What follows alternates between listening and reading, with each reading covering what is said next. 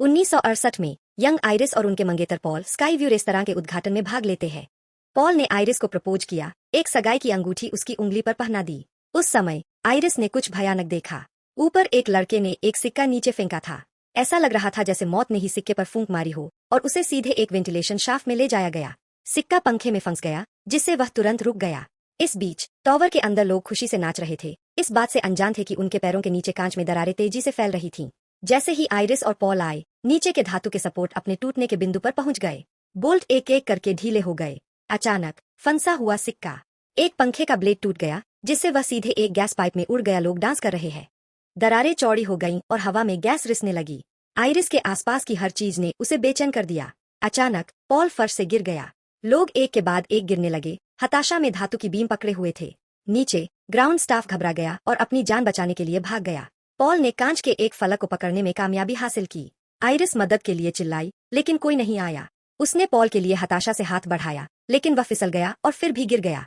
आतंकित लोगों के भागने की कोशिश करते ही भगदड़ मच गई। आग में डूबी एक महिला गैस रिसाव में भाग गई, जिससे तुरंत एक भारी विस्फोट हुआ। जो लोग तेजी से नहीं दौड़ पाए, वे जीवित नहीं रहे।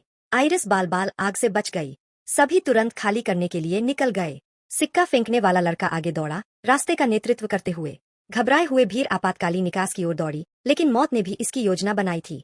फुटपाथ ढह गया, जिससे प्रवेश करने वाला हर कोई मर गया। चमत्कारिक रूप से लड़का बिना किसी नुकसान के बच गया। बचे हुए लोग लिफ्ट की ओर दौड़े, जीवित रहने के प्रयास में एक दूसरे को हिंसक रूप से धक्का दे रहे थे। एक बूढ़े आदमी ने आइरिस को धक्का दिया, लेकिन भीड़ भाड़ वाली लिफ्ट के दरवाजों से बीच में ही फंस गया। ओवरलोड लिफ्ट में खराबी आ गई, जिससे बूढ़े आदमी को भयानक रूप से कुचल दिया गया। आइरिस ने एक और बचने का रास्ता खोजने के लिए संघर्ष किया, लेकिन तनाव ने उसकी गर्भावस्था को प्रभावित किया।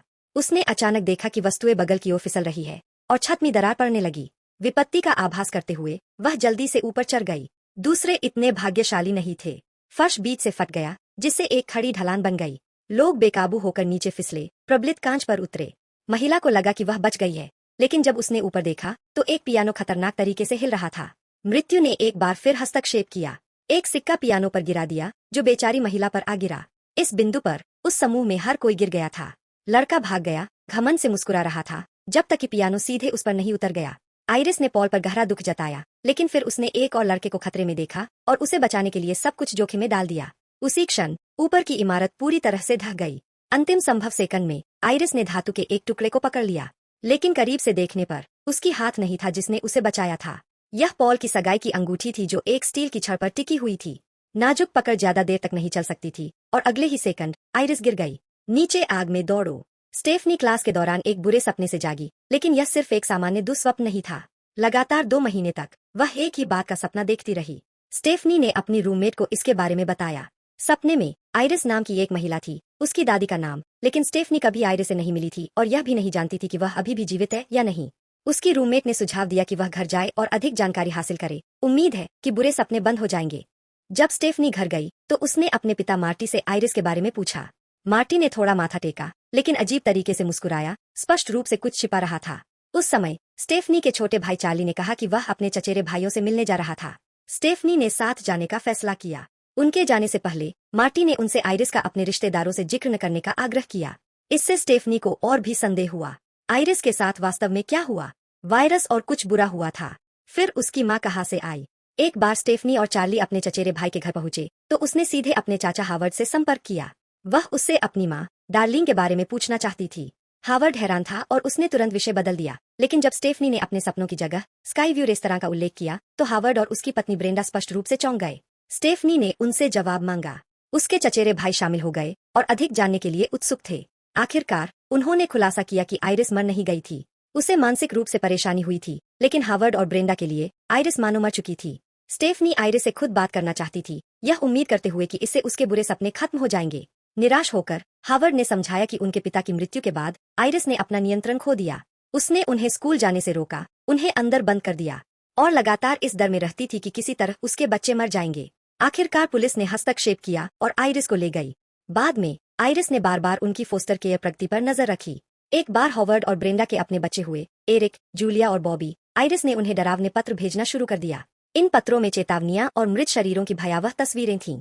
वे आखिरकार दूर चले गए, आइरिस से सभी संपर्क काट दिए। स्टेफनी ने उन पत्रों को देखने के लिए कहा, लेकिन हावर्ड और ब्रेंडा ने मना कर दिया। बहुत मिन्नत करने के बाद ब्रेंडा ने चुपके से उसे बताया कि पत्र कहाँ छिपे थे। स्टेफनी को पत्र मिले और उसने जो देखा उससे वह चौंक गई। तस्वीरों में महिला उसके सपने से बिल्कुल मेल खाती थी। इसका मतलब था कि सपने शायद सच थे। उत्तर खोजने के लिए दृढ़ स्टेफनी आइरिस की तलाश में अकेले चली गई। पते का पालन करते हुए वह एक दूरस्थ पहाड़ी ठिकाने पर समाप्त हुई। दरवाजे पर इंटरकॉम के माध्यम से बुलाया। उसने आइरिस से बात की, जिसने उसे तुरंत जाने का आग्रह किया। लेकिन स्टेफनी ने समझाने के बाद कि वह आइरिस की पोती थी, आइरिस ने जोर देकर कहा कि अंदर आने से पहले वह अपनी जेबें खाली कर दे। जब भारी दरवाजा खुला तो स्टेफनी सावधानी से अंदर चली गई। घर अजीब बाधाओं से भरा था, यहाँ तक कि छत भी स्पाइक से ढकी हुई थी। आइरिस ने कहा कि यह सब अदृश्य खतरों से सुरक्षा थी। जैसे ही स्टेफनी धीरे धीरे आगे बढ़ी, आइरिस ने घबराकर उसे जल्दी से दरवाजा बंद करने का आदेश दिया। अचानक एक अग्निशामक यंत्र बाहर गिर गया। उसने स्टेफनी को किसी भी चीज को न छूने की चेतावनी दी। कुछ भी एक घातक जाल हो सकता है। आखिरकार अपनी पोती को देखकर आइरिस ने गर्मजोशी से मुस्कुराया। उसने स्टेफनी की मां डार्लिंग के बारे में पूछा। स्टेफनी ने समझाया कि जब वह 10 साल की थी तब से वह अपनी मां से अलग हो गई थी और नहीं आप जानते हैं कि डार्लिन अब कैसी थी। स्टेफनी ने दुस्वप्न के बारे में पूछना शुरू कर दिया। आइरिस ने उससे कहा कि यह सिर्फ एक सपना नहीं था। उसने एक बार भविष्य देखा था। उसने एक आपदा आते देखी। तब वह सबसे ऊंची छत पर पॉल के साथ थी। एक महिला की टोपी उड़ गई और एक लड़के ने सिक्का उछालने की कोशिश की, लेकिन सुरक्षा ने उसे रोक दिया। फिर भी लड़के ने उसे फेंकने पर जोर दिया। पॉल बस उसे प्रपोज करने ही वाला था। आइरिस ने तुरंत पॉल को चेतावनी दी। इमारत ढहने वाली थी। हर कोई मर जाएगा। पॉल भ्रमित लग रहे थे। फिर आइरिस लड़के के हाथ से सिक्का लेने दौड़ी। उसे वह मुख्य वस्तु मिली जो तितली प्रभाव को ट्रिगर करेगी। वह नीचे भागी। आग पर रखे बर्तन को पकड़ा। अंदर लोगों को नाचते हुए पाया। उसने जल्दी से माइक्रोफोन पकड़ा, सभी से फर्श की ओर देखने को कहा। कुछ ने उसे रोकने की कोशिश की, लेकिन दूसरों ने उनके पैरों के नीचे दरारें देखीं। वह उसने कई लोगों की जान बचाई। इमारत नहीं गिरी।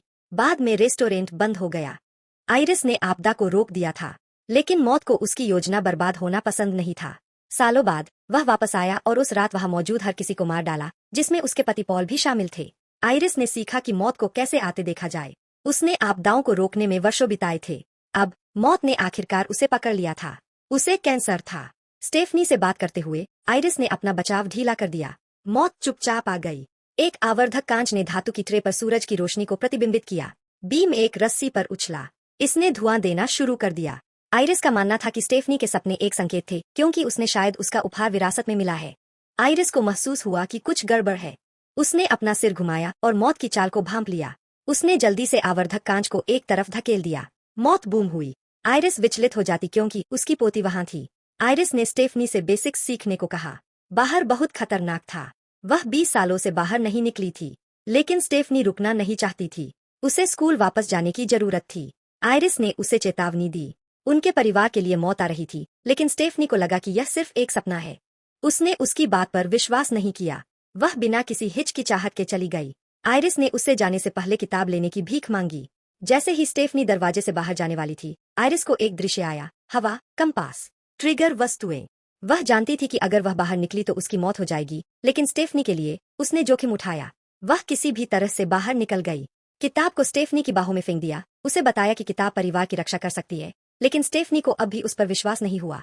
इसलिए आइरिस ने उसे पीछे हटने को कहा। वह इसे साबित करेगी। यह सब सच था। अचानक हवा का एक झोंका अंदर आया। इसने कंपास को गिरा दिया। इसने एक आग बुझाने वाले यंत्र को मारा। एक सटिंगुशर उड़ गया और आइरिस को मुंह से घुसा दिया। अब स्टेफनी आखिरकार मान गई। आइरिस चली गई थी। उसके रिश्तेदारों ने अंतिम संस्कार में भाग लिया। स्टेफनी ने अपने पिता और चाचा को बताया कि आइरिस ने कहा था कि मौत आ रही है, लेकिन उन्होंने उसकी बात नहीं मानी। तभी स्टेफनी की मां डार्लिन आ गई। अभी भी अपनी मां से नाराज, स्टेफनी चली गई। घर वापस उसने वह किताब पढ़ना शुरू कर दिया जो आइरिस ने उसे दी थी। इस बीच परिवार के बाकी सदस्य हॉवर्ड के घर पर थे, बारबेक्यू कर रहे थे, खा रहे थे और हंस रहे थे, बिल्कुल अनजान। मौत आ गई थी। बॉबी ने गलती से एक गिलास तोड़ दिया, लेकिन उसने ध्यान नहीं दिया कि टुकड़े बर्फ के टुकड़े से मिल गए थे। एरिक ने अपना पेय एक गैस टैंक के बगल में रखा। बेशक वे मौत के नए उपकरण बनने वाले थे। एक बार जब हर कोई खाने और पीने के लिए इकट्ठा हुआ, तो उन्होंने अनजाने में कांच के टुकड़े से बर्फ का इस्तेमाल किया। हावर्ड ने टोस्ट उठाया। उन्होंने कहा कि आइरिस की मृत्यु ने उन्हें पल में जीवन का आनंद लेने की याद दिलाई। फिर सभी ने गिलास खटखटाए और एक घूंट लिया। अचानक जूलिया का दम घुटने लगा। उसे गले में कुछ अटका हुआ महसूस हुआ और वह सांस नहीं ले पा रही थी। हर कोई उसकी ओर दौड़ा, लेकिन पता चला कि उसने अभी अभी गलत निगल लिया था। वह ठीक थी। अंदर स्टेफनी आइरिस की किताब पढ़ रही थी। उसने सिक्के की घटना और बारबेक्यू ग्रिल के बारे में एक अध्याय देखा। इस बीच एरिक बाहर बारबेक्यू जला रहा था। बॉबी ने चार्ली को ट्रैम्पोलिन पर कूदने के लिए बुलाया, लेकिन उन्होंने उसके नीचे छिपे तेज रे को नहीं देखा। किताब स्टेफनी के हाथों से फिसल गई। उसने खतरे की एक भयानक भावना महसूस की। जैसे ही ग्रिल जली, एक तस्वीर से यह गिर गया और टूट गया। कांच का एक टुकड़ा फर्श पर उछला। किसके पेय में घातक कांच का टुकड़ा था? हावर्ड ने अपने पेय का एक घूंट लिया, लेकिन कुछ नहीं हुआ। फिर कैमरे ने डार्लिंग के गिलास पर जूम किया। क्या यह उसकी थी? स्टेफनी, यह महसूस करते हुए कि कुछ गलत था, अपने भाई चार्ली को फोन करते हुए हावर्ड के घर की ओर बढ़ी। दुर्भाग्य से उसने फोन नहीं उठाया। ट्रैम्पोलिन की सिलाई ढीली थी और वह टूटने वाला था। अपने रास्ते में स्टेफनी ने एक चेतावनी संकेत देखा, आगे खतरा है। यह मृत्यु की तरह था जो उसे रोकने की कोशिश कर रही थी। फिर कांच का टुकड़ा उसके पिता मार्टी के पेय में प्रकट हुआ, लेकिन उसने केवल एक छोटा सा घूंट लिया और उसे रख दिया। हावर्ड ट्रैम्पोलिन पर कूदने गया। सतह ऐसी लग रही थी कि वह किसी भी समय रास्ता दे सकती है। सौभाग्य से डार्लिन ने छिपे हुए रे को देखा। वह चिल्लाई और दौड़ कर गई, उसे बाहर निकाला और लौट आई। शेड पर जाए, लेकिन तभी ब्रेंडा ने गलती से एक बोतल गिरा दी। इसने पास की एक मशीन पर स्विच को हिट किया। नीचे की पाइपें मुड़ना और हिलना शुरू हो गईं। पहले की तरह ही रेक नीचे खिसकना शुरू हो गई। जब स्टेफनी आई तो मृत्यु अपना प्रदर्शन शुरू करने के लिए तैयार थी। हावर्ड उसे बधाई देने गया। अचानक बॉबी का पैर ट्रैम्पोलिन में फंस गया। जूलिया ने देखने के लिए मुड़कर अपनी प्याली से कांच का एक टुकड़ा गिरा दिया। हावर्ड ने शार्ड पर कदम रखा। एक तेज दर्द ने उसे तुरंत मारा। उस पल रेक लॉन मोवर पर गिर गया। हावर्ड ने अपना संतुलन खो दिया और गिर गया। मोवर सीधे उसकी ओर दौड़ा और उसकी जान ले ली। रिश्तेदारों ने एक और अंतिम संस्कार में भाग लिया। स्टेफनी फिर से किताबें देखने के लिए घर की ओर भागी। उसे एक नोट मिला जिसमें लिखा था, जेबी को कोई ऐसा मिला जो बच गया। उसने यह विश्लेषण करना शुरू कर दिया कि अगला कौन हो सकता है। आइरिस और वो बच्चे हावर्ड और डार्लिन थे। हावर्ड के बच्चे एरिक, जूलिया और बॉबी थे। डार्लिन के बच्चे स्टेफनी और चार्ली थे। वे सभी खून से जुड़े थे और मौत से नहीं बच सके। स्टेफनी ने दूसरों को पैटर्न समझाया। अब वे बैठे और चुपचाप सुनते रहे। यह सब रेस्तरां की मृत्यु सूची से था। मौत का क्रम वही था जो आइरिस ने देखा था। मूल रूप से सैकड़ों को मर जाना चाहिए था, लेकिन आइरिस ने उन्हें बचाया और अब मौत उन्हें एक एक करके लेने आ रही थी। मारने की बात आने पर मौत एक विशिष्ट क्रम का पालन करती थी। यह हावर्ड के परिवार से शुरू हुआ और फिर यह स्टेफनी की ओर बढ़ेगा। मार्टी और ब्रेंडा खून से संबंधित नहीं थे, इसलिए वे संभवतः मौत की सूची से बाहर थे। इसका मतलब था कि अब सबसे ज्यादा खतरे में हावर्ड का सबसे बड़ा बेटा एरिक था, लेकिन किसी ने भी स्टेफनी पर विश्वास नहीं किया। उन सभी को लगा कि वह जुनूनी या शापित है, और एक एक करके वे थे। एरिक अपने कार्यस्थल पर पहुंचा। एक घूमता हुआ पंखा एक लटकती हुई चेन से टकराया। चेन पूरी तरह से एरिक की नोज रिंग से जुड़ गई। उसके बगल में फर्श पर कीटाणुनाशक फैल गया। पंखा घूमता रहा, धीरे धीरे चेन को कसता गया। एरिक नोज रिंग नहीं हटा सका। उसे अपने पैर की उंगलियों पर खड़ा होना पड़ा, जो ऊंचाई पर संतुलन बना रहा था। उसने गलती से पास के लैंप से टक्कर मार दी। लैंप गिर गया और तुरंत ज्वलनशील कीटाणुनाशक में आग लग गई। चीजें जल्दी ही बदतर हो गईं। टेबल पर कांच टूट गया। एरिक दर्द में था और घबरा गया। बेतहाशा खुद को मुक्त करने की कोशिश कर रहा था। आखिरी सेकंड में वह चेन को झटकने में कामयाब रहा, लेकिन जैसे ही वह गिरा, उसने और अधिक कीटाणुनाशक गिरा दिया। कुछ ही क्षणों बाद दुकान में विस्फोट हो गया। इस बीच स्टेफनी चिंतित थी। एरिक ने पूरी रात उसके किसी भी कॉल का जवाब नहीं दिया था। उसने चार्ली को पकड़ा और उसे ढूंढने के लिए बाहर निकल गई। रास्ते में वे लगभग इसमें पड़ गए। दुर्घटना। सौभाग्य से एरिक बच गया था। वह जलते हुए चमड़े के कपड़े फाड़कर भाग गया, लेकिन आगे क्या हुआ, जिसे स्टेफनी को और भी यकीन हो गया कि मौत उनका शिकार कर रही थी।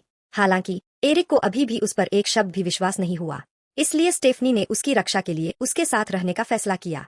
उसने आइरिस के नोट्स का पालन करना शुरू कर दिया, किसी भी संभावित चेन रिएक्शन को रोकने की कोशिश कर रही थी। उदाहरण के लिए, एक पेड़ की छंटाई करने वाला अचानक पास की एक शाखा से गिर गया, लगभग एक लड़के की सॉकर बॉल को मार रहा था, जो एरिक के सिर पर लग सकता था। तभी वे जूलिया से टकरा गए, जो जॉगिंग कर रही थी। एक कचरा ट्रक गुजर गया। स्टेफनी ने तुरंत एरिक को दूर रहने की चेतावनी दी, लेकिन एरिक लापरवाह होने के कारण ट्रक के पास घूमना फिरना शुरू कर दिया, बेवकूफी भरे चेहरे बना रहा था। जूलिया ने उन्हें अनदेखा कर दिया, अपने हेडफोन लगाए और दौड़ती रही। किसी ने भी उम्मीद नहीं की थी कि आगे क्या होगा। हमें कचरा गाड़ी में फेंक दिया गया। वे सदमे में उसके पीछे दौड़े, लेकिन ड्राइवर ने हेडफोन लगा रखे थे और उसे कुछ सुनाई नहीं दिया। स्टेफनी ट्रक पर कूद गई, जूलिया के लिए पहुंची और उसका हाथ पकड़ने में कामयाब रही, लेकिन अभी भी बहुत देर हो चुकी थी। जूलिया को कंपैक्टर ने कुचल दिया। तब परिवार के बाकी लोगों को आखिरकार एहसास हुआ कि मौत वास्तव में उनके लिए आ रही थी। फिर ब्रेंडा ने एक चौंकाने वाला सच उजागर किया। एरिक हावर्ड का जैविक पुत्र नहीं था, वह उसके प्रेम प्रसंग का परिणाम था। शायद यही वजह है कि एरिक बच गया, जिसका मतलब था कि खतरे में अगला हावर्ड का छोटा बेटा बॉबी था। स्टेफनी को नोट से एक नाम याद आया, विलियम, और डार्लिन उसे जानती थी। वे उसे खोजने के लिए अस्पताल दौड़े। पता चला कि विलियम वही लड़का था जिसे आइरिस ने बहुत पहले उस रात बचाया था। कोशिश करना और वापस आना। उसने उनसे कहा कि वह भी अब आइरिस की तरह बीमार था। उसका समय लगभग समाप्त हो गया था। उसने चेतावनी दी कि उन सभी की मृत्यु अंत सूचीबद्ध सटीक क्रम में हो जाएगी। यह डरावना लग रहा था, लेकिन सच्चाई और भी बुरी थी। विलियम ने उन्हें चेतावनी दी, मौत के डिजाइन में ज्यादा हस्तक्षेप न करें, क्योंकि अगर वे विफल हो जाते हैं तो चीजें और भी दुखद हो सकती है। उसने उन्हें सलाह दी कि उनके पास जो समय बचा है उसे संजोए। फिर वह चुपचाप चला गया। एरिक ने सोचा कि अगर बॉबी को बचाने का कोई तरीका है तो मरना और वापस जीवन में आना सबसे आसान होगा। उसने बॉबी को कुछ मूंगफली के नाश्ते खाने का सुझाव दिया, यह उम्मीद करते हुए कि एक गंभीर एलर्जी प्रतिक्रिया शुरू हो जाएगी ताकि डॉक्टर उसे मौत के कगार से वापस ला सके। उन्होंने वेंडिंग मशीन से मूंगफली का एक बैग खरीदा, लेकिन मूंगफली अंदर फंस गई। गुस्से में एरिक ने उन्हें बाहर निकालने के लिए कांच तोड़ दिया। उन्होंने मिलकर पूरी मशीन तक उठा ली। कुछ संघर्ष के बाद उन्हें आखिरकार मूंगफली मिल गई। फिर वे कमरे में दाखिल हुए। फिर वे बगल के कमरे में गए, लेकिन गलती से एमआरआई स्कैनर चालू कर दिया।